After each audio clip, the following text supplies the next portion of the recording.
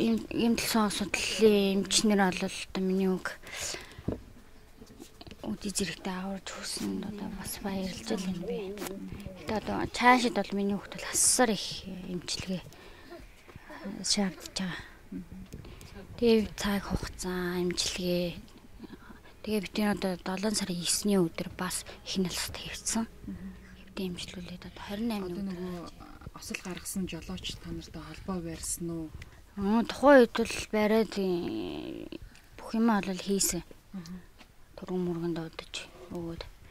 Тэгээд яг одоо бол шалгагдж байгаа нь бол цагдаа дээр л байгаа. Тэгээ одоо тусламж энэ төр үзүүлж явах юм эргэж холбоо бариад. Тусламж одоо яг тухайн үед гинт асуудлын үнсэд хэвтэ имжлүүлж яхад бол үзүүлж исэн. 20 зүр юм тэрэ памперс гэдэг. Тий. Тэрнээс гараад бол одоо бол тэрнээс гараад их нэслэлтөр шилжиж өвтгт бол ганц ч удаа эргэж ирээгүй. Ярьдгүй одоо бол тийм болсон. Тэгээд аав нь яг 7 сарын 5-ны өдөр гарахад надад бэлнэр 300 сая төгрөг авчирч өгөхөд намайг хүрэл загнаа явж байгаа байхгүй. Одоо бид нар чадахгүй цаашид. Бид нараас тусгай өөрсдөө амьдралтай хүмүүс. Одоо та нар өөрсдийн асуудлаа өөрсдөө шийдээрэй гэдэг.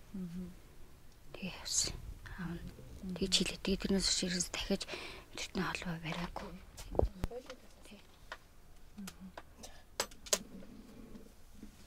Одоо яг бүгдийн хийж нас тэг шилжиж байгаа байхгүй надад.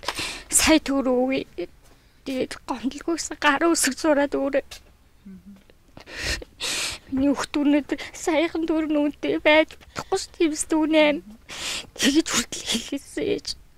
Би амар гомдж байгаа тэрэнд. Тэгтээ хуулийн бас их заал бас их буруу байт юм энэ хуулийн хувьд. Айгуу хэцүү. Тэр жолооч бол бараг санамсаргүй байдлаар хүний амиг. За тэр талаар нь та яриа өгч. Яг юу гэж хэлсэн тэр тухайн үед юу болсон бэ? Би хүүхдээ л хамгийн түрүүнд басгаж ламмаар байна яг үнийг хэлгээд. Гэтэ одоо миний хүүхдийг бас Монголын ард түмэн мэдээд бас надад тусалж байгаа. Би одоо тэрэнд маш их баярлж байгаа. Тэгээ одоо бас гандад руу судалж үзэж байгаа байхгүй. Барьж марж ирүүлж тайруулж тэгэл хийж л өгөхгүй л тэгэл юу 20 мянга халамжаас өгж байгаа. Одоо нөгөө гөрөв мөрөв юм. Гөрөв мөрөв байхгүй шүү дээ. Тийм үү, одоо гөрөв татах юм уу? Зүгээр өвхийн энэ